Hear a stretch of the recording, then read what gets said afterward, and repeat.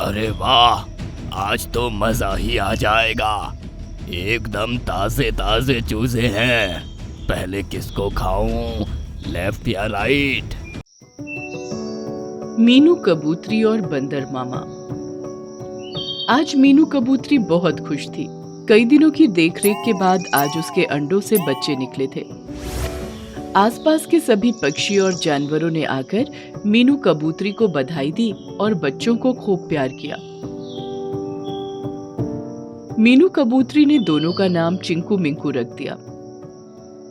एक दिन मीनू दोनों से बोली, चिंकू मिंकू, मैं तुम दोनों के लिए तुम्हारी फेवरेट एप्पल लेने जा रही हूँ। घोंसले से बाहर निकलने की कोशिश नहीं करना, ठीक है? ठीक है मम्मी, हम कहीं नहीं जाएंगे। सुनकर मीनू कबूतरी वहाँ से चली गई। कुछ देर के बाद मोंटू बंदर की उन पर नजर पड़ी। अरे चिंकू मिंकू, तुम दोनों आज अकेले कैसे? मम्मी हमारे लिए हमारा फेवरेट फ्रूट एप्पल लेने गई हैं, इसलिए हम दोनों को अकेला छोड़ गई। शायद मीनू कबूतरी को पता नहीं कि गोल्डी वापस आ चुका है। बंदर मामा, ये गोल्डी कौन है? गोल्डी एक बाज है जिसको तुम्हारे जैसे छोटे बच्चों को खाने में बहुत मजा आता है। लेकिन तुम डरना नहीं, अगर वो आए तो बस एक बार मुझे आवाज दे देना, मैं आ जाऊंगा। कहकर मोंटू बंदर अपने पेड़ पर वापस चला गया। कुछ देर बाद गोल्डी वहां से गुजर रहा था। चिंकू मिंकू को अकेला देखकर वो उनके पास पहुंचा और ललचाई नजरों से उनको देखने लगा। अरे वाह, आज तो मजा ही आ जाएगा। एकदम ताजे ताजे चूजे हैं। पहले किसको खाऊं, लेफ्ट या राइट? दोनों बच्चे उसको देखकर डर गए और उन्होंने शोर मचा दिया। बंदर मामा, जल्दी आओ, गोल्डी बाज हमें खाने वाला है। उनकी आवाज सुनकर मोंटू हक्का बक्का सा हो गया और जल्दी से उछल कूद करता हुआ आया। गोल्डी उनको अपना शिकार बनाता, इससे पहले ही मोंटू बीच में आ गया। इन बच्चों पर बुरी नजर मत डालो गोल्डी, चले जाओ यहाँ से। आज तो इस बंदर ने तुमको बचा लिया, लेकिन अगली बार तुम दोनों को अपना शिकार बना कर रहूंगा। कहकर वो मुंह बनाते हुए वहां से उड़ गया। कुछ देर बाद जब मीनू कबूतरी वापस आई तो बच्चों ने उसको सब कुछ बता दिया। मोंटू भैया, आपका बहुत बहुत शुक्रिया। अगर आज आप नहीं होते तो मैं अपने बच्चों को खो चुकी होती। ये तो मेरा फर्ज था मीनू। अगर तुम पर किसी दिन ऐसी मुसीबत आई तो हम भी तुम्हारी जान जरूर बचाएंगे। सुनकर मोंटू हंसने लगा। भला एक छोटी सी चिड़िया उसकी जान क्या बचाएगी। ठीक है, मैं चलता हूँ, अपना ध्यान रखना। कुछ दिनों बाद मोंटू बंदर पेड़ पर बैठा केले खा रहा था। तभी कहीं से गोली चली और उसके पैर में आ लगी। वो चोट खाकर गिर गया। ओह, मेरा पैर। उसकी चीख पुकार सुनकर कई जानवर उसके पास इकट्ठा हो गए। मीनू कबूतरी और चिंकू मिंकू भी वहां पहुंच गए। बंदर मामा, आपको तो गोली लगी है, इसका मतलब शिकारी यहीं कहीं मौजूद है। तभी सबने देखा कि सामने से शिकारी भागा चला रहा है। सभी जानवर वहां से भाग निकले। मीनू कबूतरी भी अपने बच्चों के साथ उड़कर पेड़ पर जा छिपी। अरे ये क्या, एक बंदर को गोली लगी। चलो कोई बात नहीं, इसको किसी सर्कस टीम को बेच दूंगा। उसने मोंटू के गले में रस्सी बांध दी और उसके पैर में भी पट्टी कर दी। फिर उसको एक खूंटे से बांध दिया। मोंटू घायल था, इसलिए खुद को आजाद नहीं कर सकता था। अब कुछ खाने के लिए बना लेता हूँ। मीनू कबूतरी और उसके बच्चे पेड़ पर बैठे हुए ये सब देख रहे थे। एक बार मोंटू भैया ने तुम दोनों की जान बचाई थी, अब हमारी बारी है। हम किस तरह से इनको बचा सकते हैं? मुझे तो बहुत डर लग रहा है। अगर हम बंदर मामा को नहीं छुड़ा पाए तो पता नहीं वो शिकारी शहर ले जाकर उनका क्या हाल करेगा। जंगल के खूबसूरत माहौल में सिकी हुई मछली खाने का अलग ही मजा है। कहकर उसने अपने बॉक्स से मछली निकाली और उसको आग के ऊपर सेकने के लिए टांग दी। आइडिया आ गया बच्चों, ध्यान से सुनो। तुम जल्दी से रेंचो गैंडे को लेकर आओ, मैं भूरी बिल्ली को बुलाकर लाती हूँ। ये तय कर वो तीनों वहां से चले गए। बच्चों ने रेंचो गैंडे को मिलकर सब कुछ बता दिया और उसको अपने साथ आने को राजी कर लिया। दूसरी तरफ मीनू कबूतरी भूरी बिल्ली के पास पहुंच गई। देखो भूरी, अगर तुम मेरा साथ दोगी तो आज तुमको तुम्हारी पसंदीदा चीज मछली खाने को मिल सकती है। क्या कहा? मछली? कहाँ है मछली? बताओ जल्दी। मेरे साथ चलो, तुमको मछली मिलेगी, वो भी सिकी हुई। सुनकर ही भूरी बिल्ली के मुंह में पानी आ गया और वो फौरन उसके साथ चल दी। अब चिंकू मिंकू अपने साथ रेंचो गैंडे को और मीनू कबूतरी अपने साथ भूरी बिल्ली को लेकर वापस उसी जगह इकट्ठे हुए। यार, मुझसे सब्र नहीं हो रहा। मेरी नाक में मछली के सिकने की खुशबू आ रही है। अब तुम्हारा इंतजार खत्म हुआ भूरी।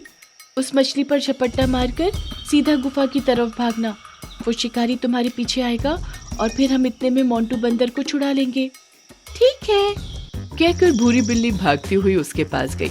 एक झपट्टा मारकर उसने मछली को मुंह में दबाया और गुफा की तरफ भागने लगी। इसकी इतनी हिम्मत! अभी रुक! शिकारी चिल्लाता हुआ उसके पीछे भाग गया। तभी बाकी जानवर मोंटू के पास पहुंचे। रेंचो गैंडे ने अपनी सींग को खूंटे में फंसाया और उसको निकालने की कोशिश करने लगा। खूंटा था तो बहुत मोटा, लेकिन रेंचो गैंडे ने पूरी ताकत लगाकर उसको खींचा तो वो उखड़ गया। रेंचो, जल्दी से मोंटू को अपनी पीठ पर बिठा लो। रेंचो ने मोंटू को अपनी पीठ पर बिठा लिया और फिर सभी जानवर वहां से भाग गए। इस तरफ शिकारी गुफा के मुंह तक भूरी बिल्ली के पीछे गया और फिर रुक गया। गुफा के अंदर कोई बड़ा जानवर हो सकता है। अंदर जाना ठीक नहीं होगा।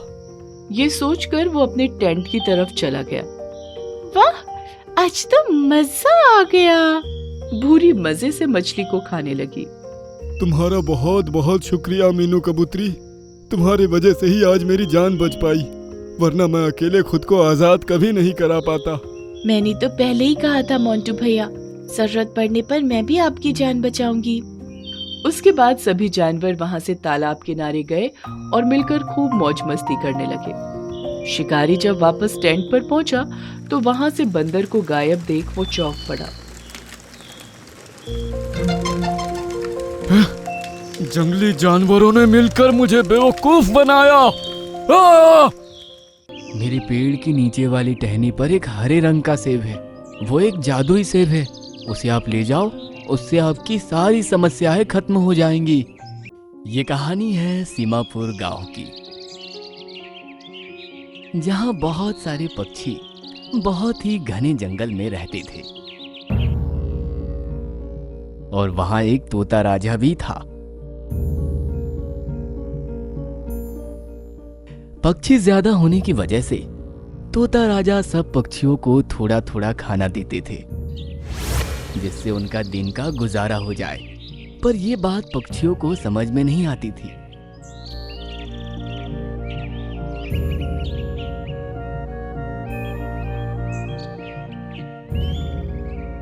वह सोचते थे कि हमारा राजा हमारा खाना खाता है और वो इसी बात को लेकर परेशान रहते थे। इसलिए वो राजा की अच्छाइयाँ नहीं देख पाते थे और वो सोचते थे कि हमारा राजा तो बहुत ही गंदा है, सारे पक्षियों को खाने के लिए तड़पाता है और दिन का बस थोड़ा सा ही खाना देता है। और कुछ पक्षियाँ इतने शरारती थे कि वो औरों का खाना चुरा कर ले जाते थे। ऐसे ही दो बाज थे।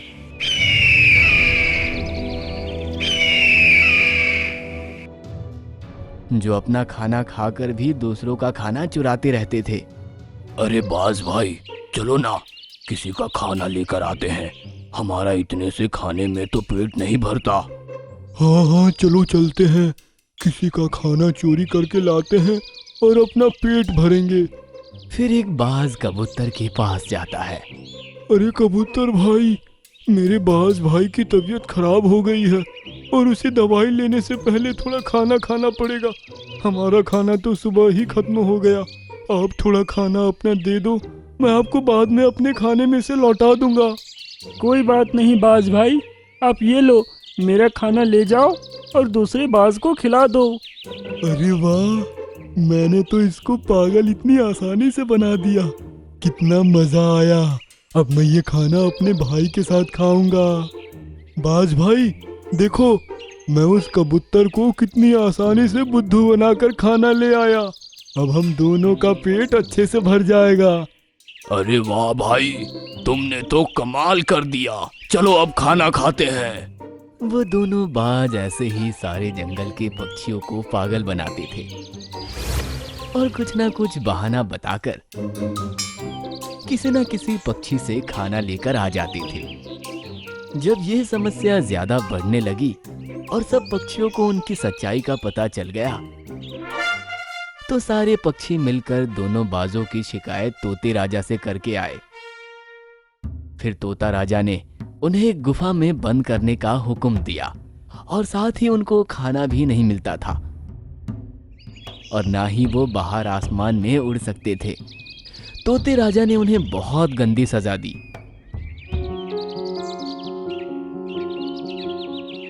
वहीं दूसरी ओर बोनी चिड़िया जो मेहनत का खाती थी और मेहनत से कमाती थी,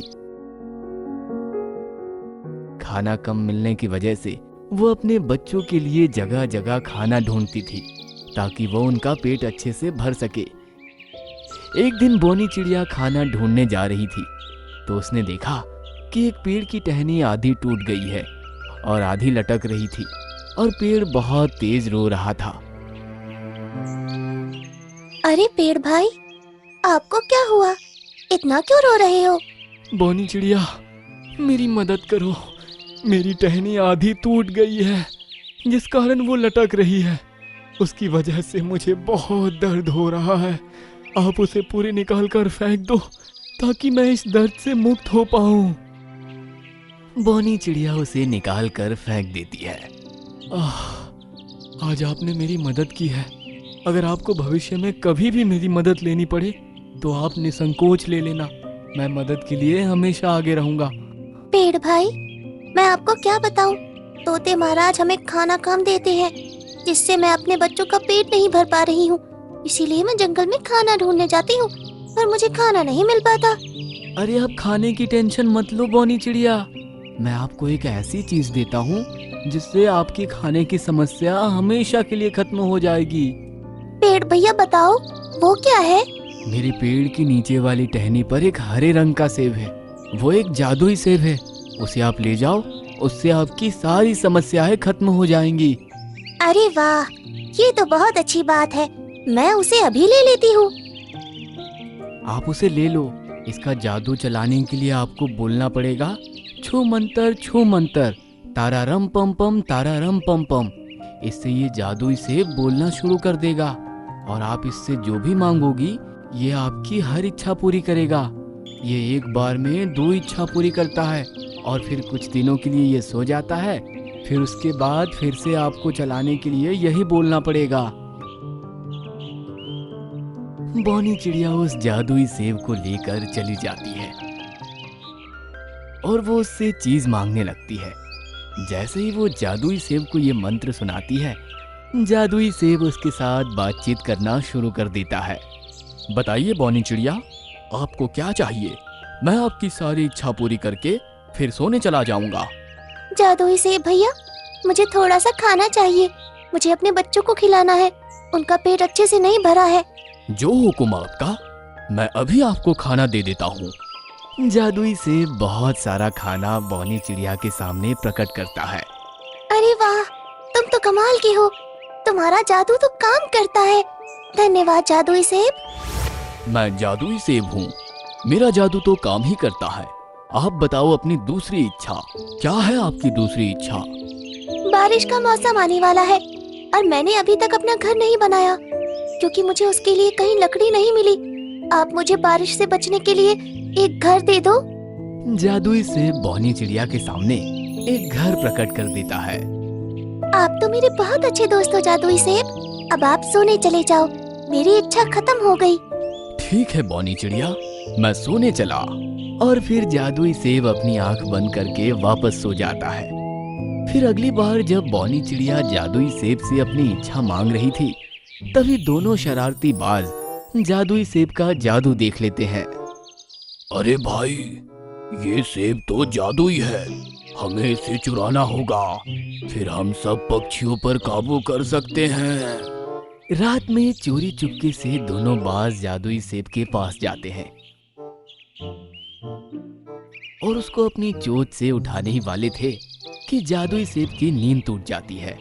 तुम दोनों दुष्ट बाजों ने मेरी नींद खराब कर दी, अब तुम्हें इसकी सजा मिलेगी। जादुई सेब फिर दोनों बाजों को अपनी क्रोधित आंखों से जलाकर भस्म कर देता है। इस कहानी से हमको ये सीख मिलती है कि अगर हम दूसरों की मदद करते हैं और उनके साथ अच्छा ही करते हैं तो हमें भी अच्छा ही फल मिलता है। बौनी चिड़िया ने उस पेड़ की मदद करके अपने जीवन भर का काम अच्छा कर लिया और दुष्ट बाजों ने अपने लालच में आकर अपनी जान गंवा दी। अब जादुई सेब बौनी चिड़िया के पास ही था और वो जब भी कुछ चाहती थी जादुई सेब से मांग लेती थी। तुम कितने गंदे हो कालू कौवे, तुमने मेरा सारा घर गंदा कर दिया। तो साफ कर लो मोटे पपीते, मेरा काम तो हो गया, अब मुझे क्या लेना तुम्हारे घर से। ये कहानी है ढोलकपुर गांव की, जहां सारे ही पक्षियों और पेड़ आपस में मिलजुल कर रहते थे। सब बहुत ही तरह तरह के पेड़ थे और बहुत अलग अलग तरह के पक्षी उन पर रहते थे। तभी एक पेड़ चिड़िया से कहता है, अरे चमेली चिड़िया, देखो मौसम कितना अच्छा है, मन कर रहा है झूम कर नाचूं। तो नाच लो, पर तुम तो नाच भी नहीं सकते, तुम्हारे पैर ही जमीन के अंदर हैं। टीटू पेड़ तेज से सर हिलाता है और चमेली को नीचे गिरा देता है। लो, मैं तो नाच लिया, तुम गिर गई ना। तो पागल है, गंदा पेड़ कहीं का। वहाँ सब ऐसे ही हंसी ठिठोली करते थे। वहीं एक पपीते का भी इलाका था, जहाँ सारे पपीते और चिड़िया रहते थे। सब बहुत खुशी खुशी रहते थे। वहाँ एक मोटे पपीते का भी घर था, जो सभी पक्षियों की मदद करता था। किसी भी पक्षी को कभी भी रहने की जरूरत पड़ती थी तो वो मोटे पपीते के घर को इस्तेमाल कर लेता था। मोटा पपीता बहुत ही अच्छा था और सब जरूरतमंद पक्षियों की मदद करता था। फिर एक दिन कौवा उससे कहता है, अरे मोटे पपीते, मेरे घर पर कुछ मेहमान आ रहे हैं, तो मैं उन्हें यहाँ लेकर आ जाऊं? बस थोड़े दिन की बात है, प्लीज तुम अपना घर मुझे किराए पर दे दो। हाँ चलो ले लो, पर मेरे घर के अंदर कोई गंदगी मत करना। पपीता उसे अपना घर थोड़े दिन के लिए दे देता है। फिर कालू कौवे के मेहमान आकर चले जाते हैं और उसके मेहमान घर के अंदर इतनी गंदगी मचा कर जाते हैं कि मोटे पपीते को बहुत गुस्सा आ जाता है। तुम कितने गंदे हो कालू कौवे, तुमने मेरा सारा घर गंदा कर दिया। तो साफ कर लो मोटे पपीते, मेरा काम तो हो गया, अब मुझे क्या लेना तुम्हारे घर से। मोटा पपीता ये बात सुनकर रूठ जाता है। फिर कुछ समय बाद बारिश का समय आ जाता है। सब लोगों ने अपना अपना घर बना लिया था। बस कालू कौवा और चमेली चिड़िया ही बिना घर के थे। चमेली बेचारी मेहनत कर रही थी, पर उसे घर बनाने के लिए कुछ चीजें नहीं मिल रही थी। पर चमेली चिड़िया बहुत अच्छी थी। पपीते भैया, मैं तुम्हारे घर में रह लूं? अब बहुत बारिश का मौसम है और मेरे बच्चे भी भीग रहे हैं। हाँ चमेली बहन रह लो, पर तुम गंदा मत करना। पहले कालू कौवा रहकर गया था और उसने मेरा घर बहुत गंदा कर दिया था। फिर कुछ समय बाद कौवा बारिश में बहुत भीग जाता है और उसे ठंड भी लगती है। फिर वो मोटे पपीते के पास ही आता है। पपीते भाई, मुझे भी अपने घर के अंदर घुसा लो, मैं ठंड से मर रहा हूँ। नहीं कालू कौवे, मेरे घर के अंदर जगह नहीं है तुम जैसे गंदे लोगों के लिए, और यहाँ वैसे भी चमेली और उसके बच्चे रह रहे हैं, तो तुम्हें अंदर जगह नहीं मिलेगी। कालू कौवा ये बात सुनकर चला जाता है। फिर बारिश का समय बंद हो जाता है और सब पक्षी अपनी अपनी जगह वापस चले जाते हैं और मौसम भी बहुत साफ हो जाता है। कुछ समय बाद जंगल में दो खतरनाक बाज आ जाते हैं जो सबको खाते हैं और पेड़ों की फसल भी खराब कर देते हैं। उन्होंने बहुत पक्षियों को अपना शिकार बना लिया था। अब वो मोटे पपीते की फसल खराब करने आ ही रहे थे। मोटे पपीते, तू कहाँ बचेगा? तेरी भी तो फसल खराब होगी, फिर तू कैसे जिंदा रहेगा? नहीं भाई, मुझे मत मारो, तुम मेरी फसल मत खराब करो। मैं तो यहाँ सभी पक्षियों को रहने के लिए घर देता हूँ। अगर मैं चला गया तो बहुत पक्षियाँ बेघर हो जाएंगे। तो हमें उससे क्या करना? हमें तो फसल खराब करने से मतलब है। हम यहाँ सारे जंगल को उजाड़ देंगे और सारे पक्षियों को मार देंगे। वहीं पीछे से चमेली उड़कर आती है और वो देखती है कि खतरनाक बाज मोटे पपीते को परेशान कर रहा है। वो फटाफट वहीं जाती है। ए खतरनाक बाज, मोटे पपीते अंकल से दूर हटो। तुम उन्हें परेशान नहीं कर सकते, और अगर तुम इन्हें परेशान करोगे तो तुम्हें मुझसे लड़ना होगा।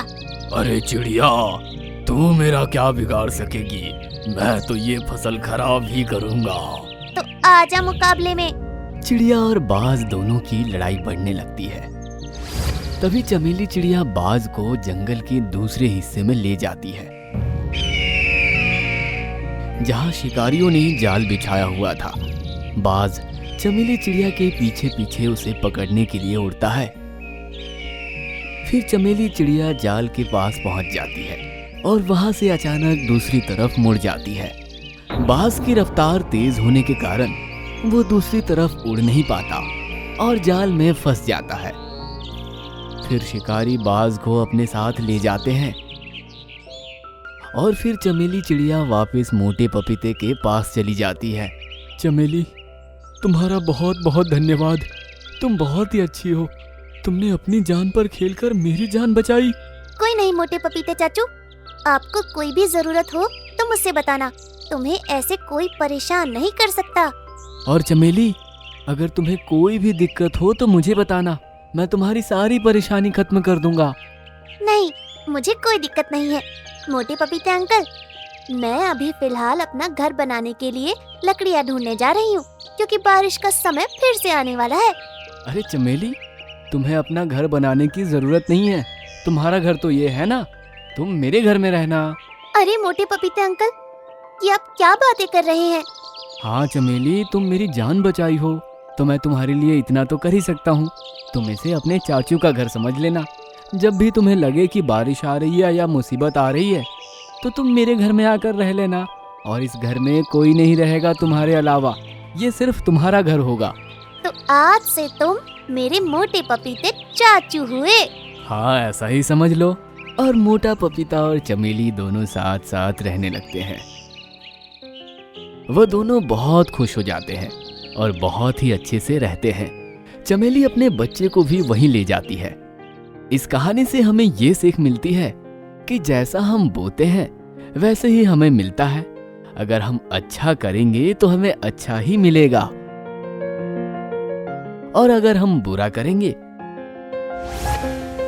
तो बुरा ही मिलेगा।